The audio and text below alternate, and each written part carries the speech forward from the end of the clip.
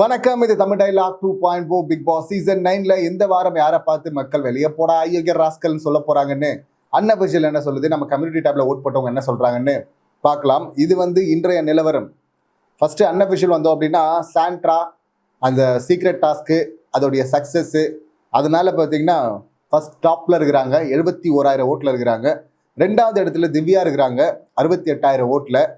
Wild கார்டாக வந்த 2 பேர் டாப்ல இருக்கிறாங்க அப்படின்னா அந்த அளவில் தான் பார்த்தீங்கன்னா பழைய கண்டஸ்டன்ஸ்லாம் விளையாடி வெறுப்பேற்றிருக்கிறாங்க மக்களை அப்படின்னு தான் சொல்லணும். ஸோ மூன்றாவது இடத்துல பார்த்தீங்கன்னா ஆச்சரியம் ஷிஃப்ட் நடந்திருக்கு. விக்ரம் வந்திருக்கிறாரு 60,000 ஓட்டில். 4வது இடத்துல பார்வதி இருக்கிறாங்க, அவங்களும் 60,000 ஓட்டு. ஏன் இந்த 2 பேரும் என்ன பண்ணாங்க அப்படின்னா 2 பேரும் மாறி மாறி சண்டை போட்டாங்களே, அதனாலயா? எப்பவுமே ஹீரோ வில்லன் அப்படின்னு சொல்லிட்டு ஒன்று வேணும் அப்படின்னு சொல்லிட்டு எதிர்பார்க்குறாங்க போல இருக்கு மக்கள். இதுவரை பார்த்தீங்கன்னா கானா வினோத் திவாகர் அப்படின்னு சொல்லிட்டு அந்த பக்கம் சப்போர்ட் பண்ணிட்டு இருந்தாங்க. இப்போ பார்வதி விக்கல்ஸ் விக்ரம் அப்படின்னு சொல்லிட்டு ஒன்று உருவாகுது.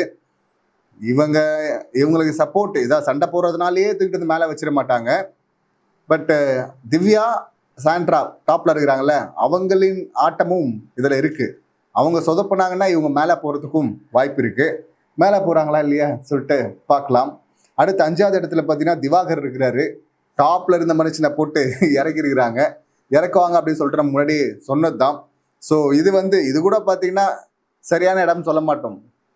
ஒரே மொக்கையாக போட்டுக்கிட்டு பண்ணதே பண்ணிக்கிட்டு அது கடுப்பாக இருக்கும்ல பார்க்குறதுக்கு. அதெல்லாம் வெளியவே பார்க்கலாம், எதுக்கு பிக் பாஸ் வீட்டில் அதை பார்க்கணும்? அது இல்லாமல் ஓவராக வார்த்தையெல்லாம் விட்டுருக்கு. அப்படி ரேஞ்சு பற்றியெல்லாம் பேசுகிறாரு. இதுதான் ஒரு ரேஞ்சு அப்படின்னு சொல்லிட்டு காட்டணும். அது தெரியாமல் இவர் வரக்கூடாது தான். முகத்திரை கிழிஞ்சு தான் வரணும், கிழிச்சு தான் அனுப்பணும்.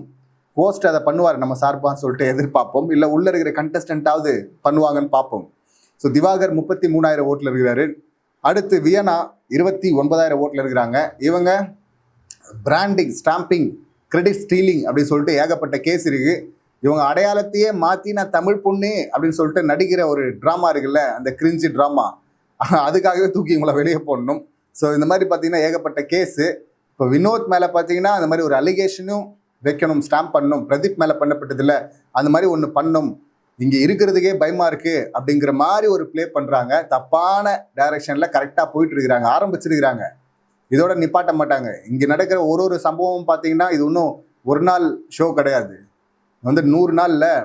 அதனால பார்த்தீங்கன்னா வேறு இடத்துல பார்த்தீங்கன்னா அது அடுத்த லெவல் அப்படின்னு சொல்லிட்டு பண்ணதையே திரும்ப பண்ணிட்டு தான் இருக்க போகிறாங்க. ஸோ அப்படி இவங்க ஹெவியாக மாட்ட போகிறாங்க அப்படின்னு நினைக்கிறேன்.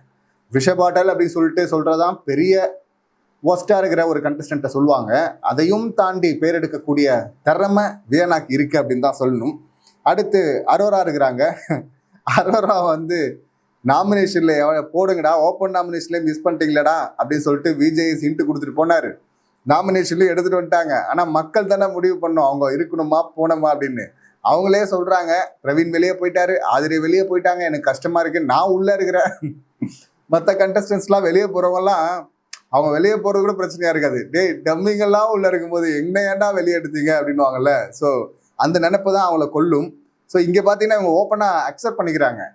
அக்செப்ட் பண்ணிக்கிறதுனாலே இவங்களுக்கு ஓட்டு போடுறாங்க போல இருக்கு மக்கள். நேற்று பாருங்க, என்ன டாஸ்க் வச்சாலும் அங்கே ஒரு லவ் கண்டென்ட் அப்படின்னு சொல்லிட்டு லவ் கண்டென்ட் பண்ணால் கூட பரவாயில்லைங்க.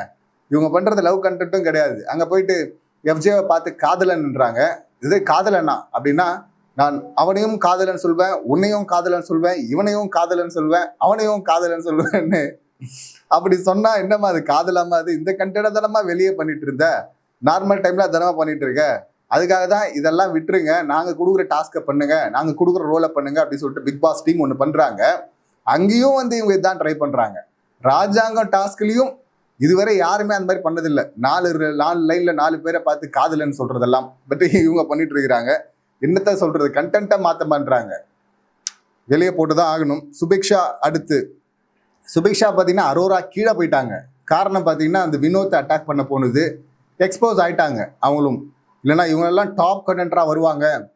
இவங்க பார்வதி கம்ருதன் இவங்களை பற்றி இவங்க கம்யூனிட்டியை பற்றி தப்பாக ப்ரொஜெக்ட் பண்ணாங்க.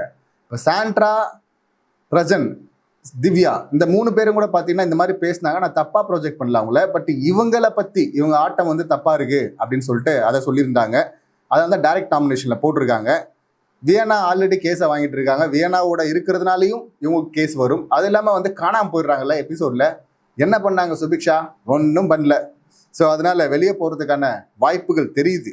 23,000 ஓட்டில் இருக்கிறாங்க. அடுத்து ஷாக்கு தான் இது.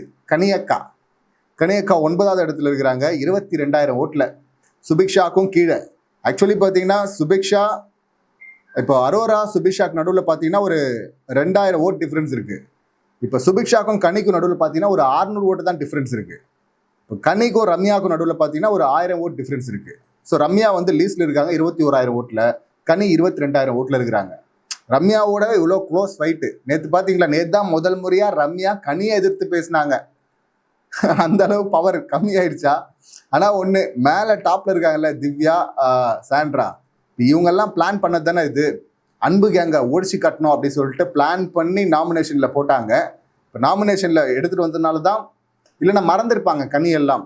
ஸோ நாமினேஷன் எடுத்துகிட்டு வந்ததுனால இங்கே இருக்கிறாங்க, ரம்யாவோட போட்டி போட்டுருக்குறாங்க. நேற்று ரம்யா சொன்னாங்கல்ல, திவாகருக்கு ரம்யா கிச்சன் டீமில் இருக்கிறது பிடிக்கல, ஏன்னா அவங்க சாப்பாடை ஒழுங்காக ஆள் பார்த்து வைக்கிறாங்க, கம்மியாக வைக்கிறாங்க அப்படின்னு சொல்லிட்டு குற்றச்சாட்டு.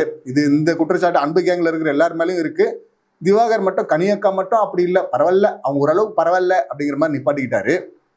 ஸோ இப்போ வந்து அங்கே இருக்க வேணாம் அப்படின்னு சொல்லும் போது, யார் அந்த மாதிரி சொன்னது அப்படின்னு கேட்கும்போது கனி வந்து எல்லாரும் சொல்கிறாங்கன்னு சொல்லிட்டாங்க. நேற்று தான் ரம்யா வந்து, அந்த அடிமையாக இருந்த ரம்யா வந்து முதல் முறையாக கேள்வி கேட்குறாங்க. எல்லாரும் நீ ஏன் சொன்னீங்க, திவாகர்னு சொல்ல வேண்டியது தானே அப்படின்லாம். ஸோ அதெல்லாம் பார்த்தீங்கன்னா நேற்று அந்த அன்பு கேங்குடைய சப்போர்ட்லாம் பார்த்தோம்ல, விக்ரம்காக வந்து பேசுறது, சபரி ஆகட்டும், அந்த பக்கம் கனி ஆகட்டும், எஃப்ஜே, இதே பிளேவை எத்தனை முறை பார்த்துட்டு இருக்குது. வந்து பிளே பண்ணால் அந்த பக்கம் ஆப்போசிட்ல இருக்க முகத்திரையை கிழிச்சு விட்டா பரவாயில்ல, அதையும் பண்ணுறது இல்லை. இந்த அடிக்கிற மாதிரி 2 பேர் வந்து ஏய் ஊன்னு கத்திட்டு இருந்தா அப்படி இருக்கும், அதே போல தான் கத்திட்டு இருக்காங்க. எவ்வளோ நாள் தான் அதையே பார்த்துட்டு இருக்கிறது அப்படின்னு தான் சொல்லணும். இவங்க வந்து ஒரு முக்கியமான பில்லர் அன்பு கேங்கில். இவங்களை தூக்குனா நிச்சயமாக மாற்றம் வரும். அதுக்கப்புறம் அண்ணன் சபரி இருக்கார்ல, இனி நான் தாண்டா அன்னை அந்த இடத்துக்கு வரண்டான்னு சொல்லிட்டு வந்துட்டு, அதுக்காக நான் ரிவெஞ்ச் எடுக்கிறேன்டான்னு சொல்லிட்டு ஒன்று பண்ணாலும் பண்ணலாம். அப்படி பண்ணும்போது சுவாரஸ்யமாக இருக்கு நம்ம பார்க்கறதுக்கு. அடி வாங்குவாருன்னு வச்சிங்கன்னா, அந்த ரூட்டில் போனாருன்னா, அவங்க போயிட்டாங்கன்னா, இவர் சுதாரிச்சார்னா டாப்பில் வர்றதுக்கு வாய்ப்பு இருக்குது, டைட்டில் வின் பண்ண கூட சான்சஸ் இருக்குது. ஆனால் வந்து அதை சுதாரிக்கணும். கரெக்டாக தப்பாக ரூட்டில் போனார்னு வச்சிங்களேன், காலி, அடுத்து விக்கெட் ஆகிறதுக்கும் வாய்ப்பு இருக்குது. கடைசி இடத்துல ரம்யா இருக்கிறாங்க 21,000 ஓட்டில். இங்கே லிஸ்ட்லேயே பார்த்தீங்கன்னா ரம்யாவுக்கு தான் வந்து பேமெண்ட் கொஞ்சம் கம்மியாக ஒரு விஷயம் கேள்விப்பட்டோம், வெளியே வருது. ஸோ அதனால பேமெண்ட் கம்மிங்கிறதுனால அவ்வளோ சீக்கிரம்லாம் அனுப்ப மாட்டாங்க, ரொம்ப நாள் வச்சுருப்பாங்க அப்படின்லாம் வந்து கலாச்சிட்டு இருக்கிறாங்க. அதுக்கும் வாய்ப்பு இருக்குல்ல. இப்போ இந்த லிஸ்ட்டில் பார்த்தீங்கன்னா எனக்கு தெரிஞ்ச வரை அரோரா, சுபிக்ஷா, கனி, ரம்யா, இந்த 4 பேர் டேஞ்சர் ஜோனில் இருக்கிறாங்க. இவன் மேலே இருக்கிற வியனாவை விட்டுருவோம். ஸோ இவங்கள லிஸ்ட்டில் பார்த்தீங்கன்னா அதிக பேமெண்ட் யார் கொடுப்பாங்க? நிச்சயமாக கனியக்காக தான் கொடுத்துருப்பாங்க. ஏன்னா அவங்க already cook with Comali title வின்னர்ல. ஸோ கனியக்காக தான் ஹை பேமெண்ட்டு. அதனால இவங்க பேமெண்ட் ரொம்ப அதிகமாக இருக்குது, முதல்ல இவங்கள தூக்குவாங்க அப்படின்னு தூக்குறாங்களா, இல்லை ஓட்டு கூட கம்மியாக இருக்கிறதுக்கு வாய்ப்பு இருக்குல்ல. ஏன்னா என்ன பண்ணுறாங்க, இது மாதிரி குரூப்பாக வந்து எப்பயாவது படப்படப்படான்னு பேசுறதை தவிர என்ன பண்ணியிருக்கிறாங்க, ஒன்றும் கிடையாது. ஸோ கனியை தூக்குறது வந்து ஒரு மாஸ்டர் ஸ்ட்ரோக்காக இருக்கும். இது வந்து திவ்யா சாண்ட்ராவுடைய பிளானு. அவங்க பிளான் படி கனி வந்து வெளியே போயிட்டாங்கன்னு வச்சுங்களேன், வேற மாதிரி இருக்கும், தரமாக இருக்கும் சம்பவம். ரம்யா வெளியே போகிறதுக்கு பெரிய காரணம்லாம் இல்லை, அவங்க ஒரு அடிமை, இருக்கிறது வேஸ்ட்டு. உள்ளே இருந்தாலும் ஒன்று தான், இல்லைனாலும் ஒன்று தான். இப்போ தான் முதல் முறையாக ப்ரொமோவில் கொஞ்சம் எட்டி பார்க்குறாங்க போல இருக்குது. நேற்று தான் பார்த்தோம்ல, அதுவும் பெரிய சம்பவம்லாம் இல்லை. ஸோ அதனால் இருக்கிறது வேஸ்ட் அப்படி தான் சொல்லணும். ஸோ அரோரா, சுபிக்ஷா, கனி, ரம்யா, இந்த 4 பேர் தான் ஒருத்தர் வெளியே போகிறாங்க அப்படின்னு அன்அஃபிஷியல் சொல்லுது.